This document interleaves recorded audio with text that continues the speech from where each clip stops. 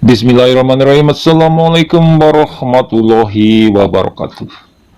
Untuk memutus mata rantai penularan wabah COVID-19, pemerintah Indonesia telah mengeluarkan pembatasan sosial yang disebut PSBB atau pembatasan sosial berskala besar, sedangkan negeri jiran kita Malaysia disebut PKP yang kini telah direvisi menjadi PKPB atau Perintah Kawalan Pergerakan Bersyarat.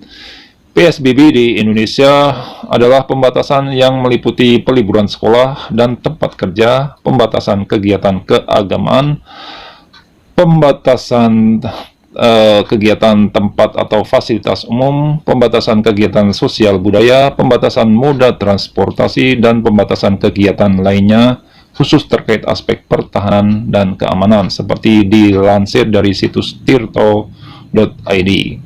Kegiatan sekolah dan tempat kerja di Indonesia diliburkan kecuali kantor atau instansi strategis yang memberikan pelayanan terkait pertama, pertahanan dan keamanan, kedua, ketertiban umum, ketiga, kebutuhan pangan, keempat, bahan bakar minyak dan gas, kelima, pelayanan kesehatan, keenam, perekonomian, ketujuh, keuangan, kedelapan, komunikasi, kesembilan, industri, ke-10 ekspor dan impor, ke-11 distribusi logistik dan kebutuhan dasar lainnya. Untuk pembatasan kegiatan di tempat atau fasilitas umum dilaksanakan dalam bentuk pembatasan jumlah orang dan pengaturan jarak orang. Kegiatan tersebut terkecuali bagi pertama, supermarket, minimarket, pasar, toko atau tempat penjualan obat-obatan dan peralatan medis, kebutuhan pangan, barang kebutuhan pokok, barang penting, bahan bakar minyak dan gas, serta energi. Kedua, fasilitas pelayanan kesehatan atau fasilitas lain dalam rangka pemenuhan pelayanan kesehatan. Ketiga, tempat atau fasilitas umum untuk memenuhi kebutuhan dasar penduduk lainnya termasuk kegiatan olahraga. Pembatasan moda transportasi dikecualikan untuk pertama, moda transportasi penumpang baik umum atau pribadi dengan memperhatikan jumlah penumpang dan menjaga jarak antar penumpang. Kedua, moda transportasi barang dengan memperhatikan pemenuhan kebutuhan dasar penduduk. Sedangkan PKP Malaysia pada mulanya lebih ketat peraturannya daripada PSBB Indonesia.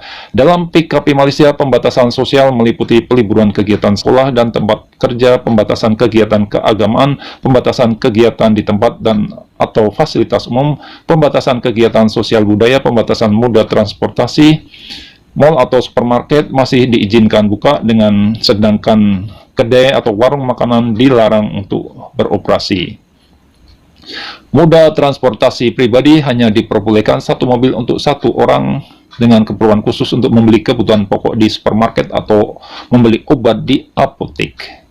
Kini dalam PKPB atau Perintah Kawalan Pergerakan Bersyarat, maka pembatasan sosialnya telah diperlonggar mulai hari Senin tanggal 4 Mei 2020 dengan pertimbangan telah terjadi penurunan penjangkitan atau juga pertimbangan ekonomi, karena bila PKP terus diperpanjang maka akan semakin berdampak buruk pada perekonomian Malaysia. PKP saat ini sudah berlangsung 2 bulan, bila diperpanjang akan merugikan perekonomian Malaysia sekitar 100 miliar ringgit Malaysia atau setara 320 triliun rupiah, sehingga memerlukan waktu yang lama untuk pulih kembali. Kini setelah PKPB yang hampir mirip dengan kelonggaran pada PSBB Indonesia, maka aktivitas ekonomi mulai diperbolehkan jalan kembali. Misalnya kegiatan industri manufacturing sudah diizinkan beroperasi, kedai makanan sudah boleh buka, tapi tetap dengan pembatasan jarak tiap pengunjungnya dan harus didata nama dan nomor HP, sehingga bila ada yang terinfeksi COVID-19 akan mudah pelacakannya. Moda transportasi umum juga boleh, tapi hanya diizinkan membawa penumpang separuhnya, sedangkan untuk kendaraan pribadi diperbolehkan maksimum hanya 4 penumpang, tapi harus berasal dari satu keluarga. Sekian informasi yang bisa saya sampaikan. Terima kasih atas perhatian Anda semuanya. Wassalamualaikum warahmatullahi wabarakatuh.